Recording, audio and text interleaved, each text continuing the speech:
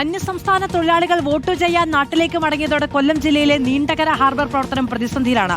അസം, പശ്ചിമബംഗാൾ ഉൾപ്പെടെ വിവിധ സംസ്ഥാനങ്ങളിലുണ്ടായ തെരഞ്ഞെടുപ്പിനെ തുടർന്ന് വോട്ട് ചെയ്യാൻ തൊഴിലാളികൾ നാട്ടിലേക്ക് പോയതാണ് ഹാർബറിലെ ദൈനംദിന പ്രവർത്തനങ്ങളെ ബാധിച്ചത്. മത്സ്യബന്ധനവുമായി ബന്ധപ്പെട്ട പ്രധാന ജോലികളായ മത്സ്യമിറക്കൽ, തിരിക്കൽ, ഐസ് പാക്കിംഗ്, ലോഡിംഗ് തുടങ്ങിയവയിൽ അന്യസംസ്ഥാന തൊഴിലാളികളാണ് കൂടുതലായും ആശ്രയമാകുന്നത്. സാന്ത്വന സുജു തയ്യാറാക്കിയ റിപ്പോർട്ട് കാണാം.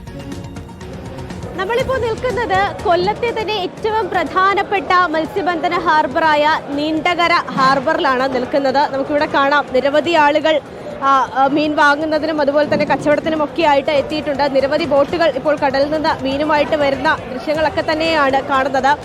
പക്ഷേ നിലവിൽ ഈ ഹാർബറിലേക്ക് വരികയാണെങ്കിൽ ഇവിടെയും വലിയ പ്രതിസന്ധി തന്നെയാണ് നിലവിലുള്ളത്. കാരണം ഇപ്പോൾ പശ്ചിമബംഗാൾ, ആസാം തിരഞ്ഞെടുപ്പിൻ്റെയൊക്കെ തന്നെ ഭാഗമായി ഇവിടെ ജോലി ചെയ്തിരുന്ന അന്യസംസ്ഥാന തൊഴിലാളികളായ ആളുകളിൽ ഭൂരിഭാഗം പേരും അവരുടെ നാട്ടിലേക്ക് ഇതിനോടകം തന്നെ പോയി കഴിഞ്ഞിട്ടുണ്ട് എന്നുള്ളതാണ്. വലിയ ബോട്ടുകളൊക്കെ ഈ ഒരാഴ്ചയും രണ്ടാഴ്ചയും അതുപോലെ തന്നെ ഒരു മാസവും ഒക്കെ എടുത്ത് കടലിൽ പോയി വരുന്ന ബോട്ടുകളുണ്ട്. ആ ബോട്ടിലൊക്കെ ഇപ്പോൾ കൂടുതൽ ആളുകളും അന്യസംസ്ഥാന തൊഴിലാളികളാണ് പോയി വരുന്നതെന്നാണ് ഇവിടുത്തെ ആളുകൾ പറഞ്ഞിരിക്കുന്നത്. അതുപോലെ തന്നെ നമുക്ക് കാണാം ഇവിടെ ഈ മത്സ്യം കൊണ്ടുവരുമ്പോൾ അത് ലോഡ് ചെയ്യാനും അൺലോഡ് ചെയ്യാനും ഒക്കെ നിൽക്കുന്ന ആളുകൾ കൂടുതലും ഈ അന്യസംസ്ഥാനത്ത് നിന്ന് വന്ന ആളുകളാണ്. വലിയ പ്രതിസന്ധി തന്നെയാണല്ലേ?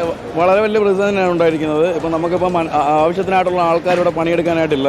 നമ്മുടെ ബോട്ടിലൊക്കെ എന്ന് വെച്ചാൽ കൂടുതലും പൊയ്ക്കൊണ്ടിരിക്കുന്നത് ബംഗാളിൽ നിന്നുള്ള ആൾക്കാരാണ്. അപ്പോൾ അവരെല്ലാവർക്കും വോട്ട് ചെയ്യാൻ അവർക്ക് പോയേ പറ്റത്തുള്ളൂ. എന്ന് വെച്ചാൽ അവിടെ തൃണമൂൽ കോൺഗ്രസ് ഭരിക്കുന്ന ഒരു സംസ്ഥാനമായതിൻ്റെ പേരിൽ അവർക്ക് ഒരുപാട് ആനുകൂല്യങ്ങൾ, ഒരു വീട് വെക്കാനുള്ള 1 ലക്ഷം രൂപയ്ക്കാണ് ഒരാൾക്ക് വേണ്ടി കൊടുക്കുന്നത്. അപ്പോൾ ഇങ്ങനെ കൊടുക്കുന്നവർ അവിടെ ചെന്ന് വോട്ട് ചെയ്തേ പറ്റത്തുള്ളൂ. തമിഴ്നാട് ഇലക്ഷന് വരാനിരിക്കുകയാണല്ലോ, അപ്പോൾ തമിഴ്നാട്ടിൽ നിന്നുള്ള ആളുകൾ ഇവിടെയുണ്ട്. ഇപ്പോൾ ഇവിടെ കൂടുതൽ ലോഡിങ്ങിൽ നിൽക്കുന്നത് വെച്ചാൽ തമിഴ്നാട്ടിൽ നിന്നുള്ള ആൾക്കാരെ കൂടുതൽ ഓടിക്കും. 23-ാം തീയതി ഇതിന് ഇലക്ഷന് മുന്നേ തമിഴ്നാട്ടിൽ നിന്നുള്ള ആൾക്കാർ പോകും.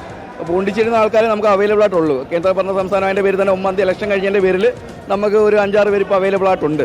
അപ്പോൾ ഇവരും 23 തമിഴന്മാരോടെ പോയി കഴിഞ്ഞാൽ ഇവിടെ ഭയങ്കര പ്രതിസന്ധിയാവും, ഇവിടെ ജോലി നടക്കാതാവും. എപ്പോഴെങ്കിലും നമുക്ക് തടസ്സം വന്നിരുന്നോ? ഈ ദിവസങ്ങളിൽ എപ്പോഴെങ്കിലും വന്നോ? എന്തെങ്കിലും ബുദ്ധിമുട്ട് അനുഭവപ്പെട്ടോ? എനിക്ക് ഇതിന് മുന്നേ ജോലി ചെയ്തുകൊണ്ടിരിക്കുന്നത് ബീഹാറികളും ബംഗാളികളും ആയിരുന്നു. അപ്പോൾ അവർ നാട്ടിൽ പോയ സമയത്ത് എനിക്ക് ഏകദേശം ഒരു 3-4 ദിവസത്തേക്ക് ചരക്കെടുക്കാൻ ഇവിടെ പറ്റിയിട്ടില്ലായിരുന്നു. പിന്നീട് ഈ പോണ്ടിച്ചേരി നാളെ നമ്മൾ വിളിച്ചു വരുത്തിയിട്ടാണ് ഇവിടെ ഇപ്പോൾ ജോലി നടന്നു പോകുന്നത്. നമ്മൾ കോമ്പൻസേറ്റ് ചെയ്യുന്നത് നമ്മൾ ഇവിടുന്ന് അത്യാവശ്യത്തിനുള്ള മലയാളി പിള്ളേരെയും അത്യാവശ്യം ചിലപ്പോൾ നമ്മളൊക്കെ തന്നെ കയറി ജോലി ചെയ്തൊക്കെ നമ്മൾ കോമ്പൻസേറ്റ് ചെയ്ത് വിട്ടു.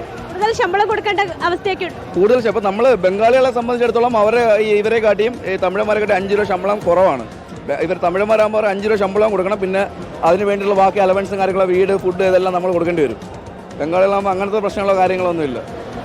അതുതന്നെയാണ് വലിയ പ്രതിസന്ധിയാണ്. അദ്ദേഹം പറഞ്ഞതുപോലെ തന്നെ കഴിഞ്ഞ ദിവസം 4 ദിവസം ലോഡ് എടുക്കാൻ പറ്റാത്തൊരു സാഹചര്യം പോലും ഉണ്ടായി എന്നാണ് പറഞ്ഞിരിക്കുന്നത്. എന്തായാലും അവർ ഭൂരിഭാഗം ആളുകളും ഇതിനോടകം തന്നെ പോയിട്ടുണ്ട്. അതിന് തിരഞ്ഞെടുപ്പൊക്കെ കഴിഞ്ഞ ശേഷമായിരിക്കും അവർ വരിക. അതുപോലെ തന്നെ ഈ ലോഡിംഗ് മേഖലയിലൊക്കെ തന്നെയും തമിഴ്നാട് സ്വദേശികളായ ആളുകളും ഉണ്ട്. അവർക്കും തിരഞ്ഞെടുപ്പ് വരികയാണ്. അപ്പോൾ അവരും വരും ദിവസങ്ങൾ നാട്ടിലേക്ക് തന്നെ പോകുമ്പോൾ ഇവിടെ നമ്മൾ കേരളത്തിൽ നിന്നൊക്കെ ആളുകളെ ജോലിക്ക് വിളിക്കുകയാണെങ്കിൽ സാധാരണ ഇവർക്ക് കൊടുക്കുന്നതിനേക്കാൾ അധികം തുക അവർക്ക് കൊടുക്കണം, ശമ്പളമായി കൊടുക്കണം. അതുപോലെ തന്നെ മറ്റ് അലവൻസുകളും കാര്യങ്ങളും ഒക്കെ കൊടുക്കണം. അത് ഇവരുടെ കച്ചവടത്തിനെയും അതുപോലെ തന്നെ ഇവരുടെ ബിസിനസ്സിനെയും ഒക്കെ അത് ബാധിക്കുമെന്ന് തന്നെയാണ് എന്തായാലും അദ്ദേഹം പറഞ്ഞു വെച്ചിരിക്കുന്നത്. നിലവിൽ ഇവിടുത്തെ ആളുകളെയൊക്കെ ഉപയോഗിച്ചുകൊണ്ടുള്ള പണികൾ ഇവിടെ എന്തായാലും പുരോഗമിച്ചു വരികയാണ്. എന്താണല്ലേ, 2 സംസ്ഥാനങ്ങളിൽ തെരഞ്ഞെടുപ്പ് പ്രഖ്യാപിച്ചാൽ നിൽക്കുന്ന നിപ്പിൽ മുടങ്ങിപ്പോകുന്ന ഒരു അവസ്ഥയിലേക്ക് നമ്മളുടെ ഈ തൊഴിൽ മേഖല മാറിയിരിക്കുന്നു എന്ന് നമ്മൾ മനസ്സിലാക്കേണ്ടതുണ്ട്.